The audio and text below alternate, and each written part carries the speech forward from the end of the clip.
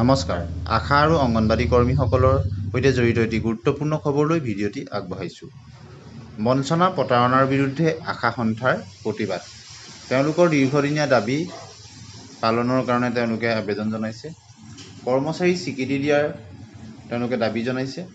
বঞ্চনা প্ৰতাৰণাৰ বিৰুদ্ধে আশা সন্থাৰ প্ৰতিবাদ।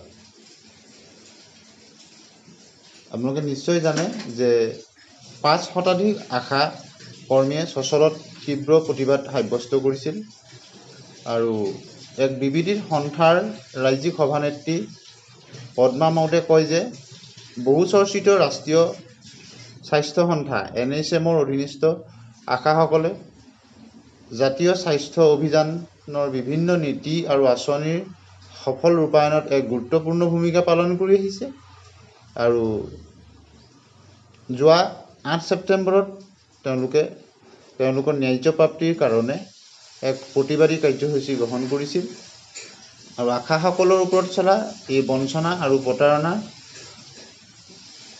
আৰু আশাক চৰকাৰী কৰ্মচাৰী স্বীকৃতি দিয়াৰ দাবীত সচলত চলা ৰাজ্যিক ভিত্তিক বিক্ষোভ কাৰ্যসূচীৰ মাজতে তেওঁলোকে এখন স্মাৰক পত্ৰ ৰাজ্যিক স্বাস্থ্যমন্ত্ৰীলৈ প্ৰেৰণ কৰে। গতিকে তেওঁলোকৰ চাকৰি নিয়মীয়াকৰণকে ধৰি বিভিন্ন ধৰণৰ দাবীসমূহ যাতে অতি শীঘ্ৰেই পালন কৰা হয় তাৰ কাৰণে তেওঁলোকে প্ৰতিবাদ সাব্যস্ত কৰে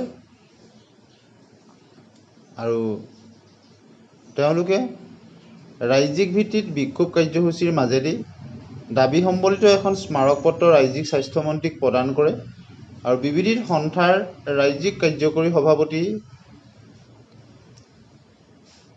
সুভাষ সেনে কয় যে সদৌ অসম আশা সন্থাৰ তৰফৰ পৰা অতি শীঘ্ৰে সদৌ অসম আশা সন্থাৰ লগত বিভাগীয় মন্ত্ৰীৰ বৈঠক অনুষ্ঠিত কৰা, আশাক চৰকাৰী কৰ্মচাৰীৰ স্বীকৃতি প্ৰদান কৰিবলৈ প্ৰয়োজনীয় ব্যৱস্থা গ্ৰহণ কৰাকে আদি কৰি বহুখিনি তেওঁলোকৰ দীৰ্ঘদিনীয়া যি দাবী আছিলে সেই দাবী তেওঁলোকে সম্বলিত এখন স্মাৰক পত্ৰ মন্ত্ৰীলৈ প্ৰেৰণ কৰে আৰু তেওঁলোকে গণতান্ত্ৰিকভাৱে এক প্ৰতিবাদ সাব্যস্ত কৰে।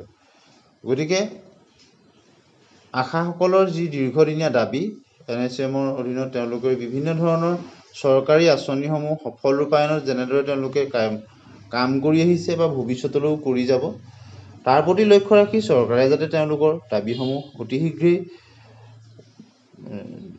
দাবীসমূহ পূৰণ কৰে তাৰ কাৰণে তেওঁলোকে গণতান্ত্ৰিকভাৱে আন্দোলন কৰে, লগতে বিভাগীয় মন্ত্ৰীলৈ স্মাৰক পত্ৰও প্ৰেৰণ কৰে আৰু অতি শীঘ্ৰে বিভাগীয় মন্ত্ৰীৰ লগত তেওঁলোকৰ প্ৰতিনিধিবৰ্গৰ এখন তেওঁলোকৰ আলোচনাও তেওঁলোকে বিচাৰিছে। এনেধৰণৰ গুৰুত্বপূৰ্ণ খবৰৰ কাৰণে চেনেলটি ছাবস্ক্ৰাইব কৰি দিব, ভাল পালে লাইক শ্বেয়াৰ কৰিব।